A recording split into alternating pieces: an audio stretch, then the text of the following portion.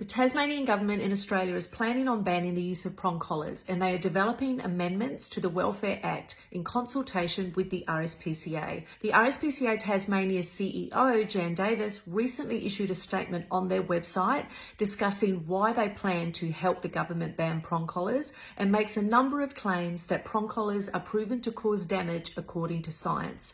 Some of the injuries listed by Jan in this statement are eye issues, neurological issues, thyroid, skin, organ, and numerous other issues. She claims that science shows that prong collars cause emotional damage and that positive reinforcement training has been shown to be more effective than the use of prong collars. As there's no reference list on this statement, I reached out to Jan Davis and asked for the reference list that she used when making this statement.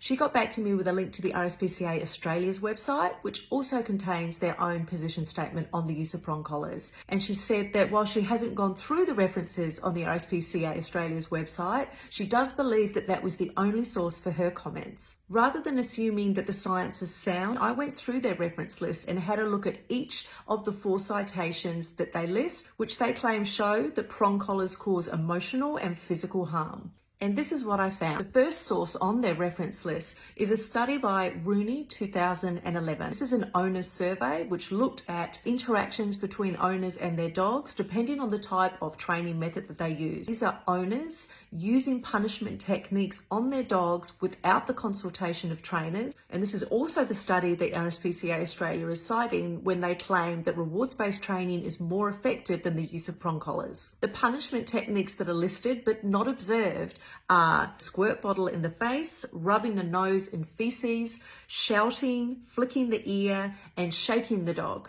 Prong collars are not included in this study. They are mentioned once in a list of punishment techniques, but they do not give any information on how many owners use prong collars, how they use them, if they'd been taught how to use them, or what behaviours they were using them for. This study is not a study that shows any evidence to do with prong collars whatsoever. The second article, Overall, which is an editorial or an opinion piece, Overall discusses that there is evidence for choke chains and prong collars to cause medical and physical issues. She then goes on to quote a study done by Pauly in 2006 that did measure the impact of collars on dogs' throats compared to harnesses. Here's where we find one of the quotes from the RSPCA Tasmania's website with regard to eye injuries. But what's interesting about this study by Pauly is it does not look at prong collars. So overall, in her 2007 editorial piece, which is listed on the RSPCA's reference list, is quoting a study as evidence, but the study she's quoting does not even measure prong collars or choke chain. It looked at basic nylon collars. The third reference is by Blackwell. This is another owner survey, a use of training methods and behavioural problems with owners who are training their dogs. It did not look at training tools whatsoever. No prong collars listed or even mentioned in this entire paper. And again, the type of physical punishment that is listed: smacking, scruffing, shaking. And out of 192 owners who returned their survey,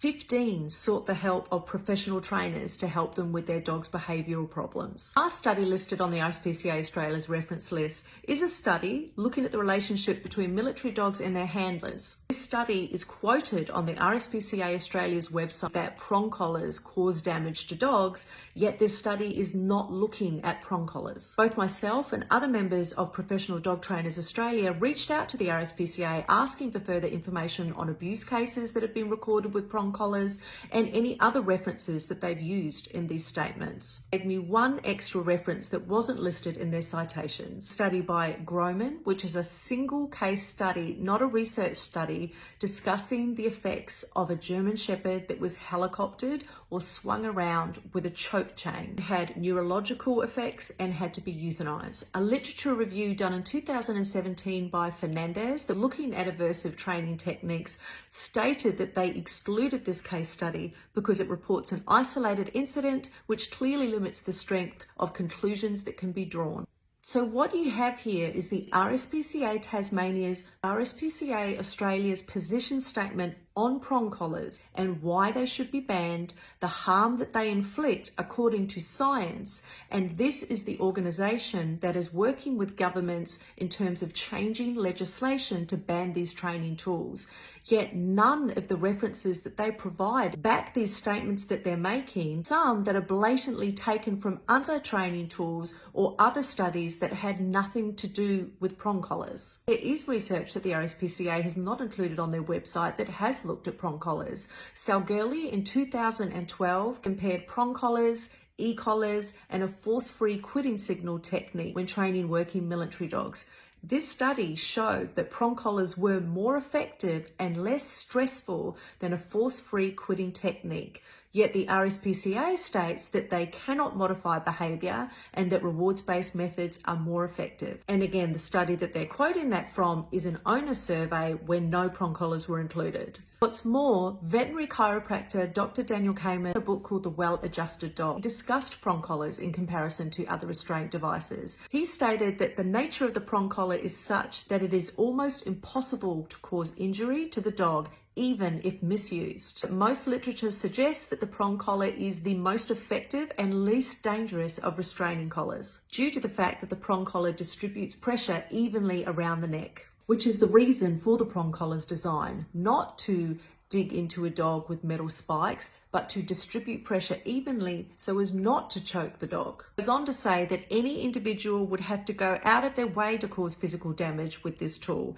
and it is arguable that any individual who would go through such effort would likely commit the same abuse or worse if a prong collar were not available. He goes on to state that there's far greater potential for physical harm from the misuse of flat collars and harnesses than from prong collars. Even if improperly used, the prong collar is designed to be safe. Whether you're for or against the use of prong collars in training, you cannot go against the fact that the RSPCA is using false information to base their position statements on, which are being used to try and ban these tools. There is no scientific backing to their claims, and they are taking information from studies which has nothing to do with the tools that they are trying to ban.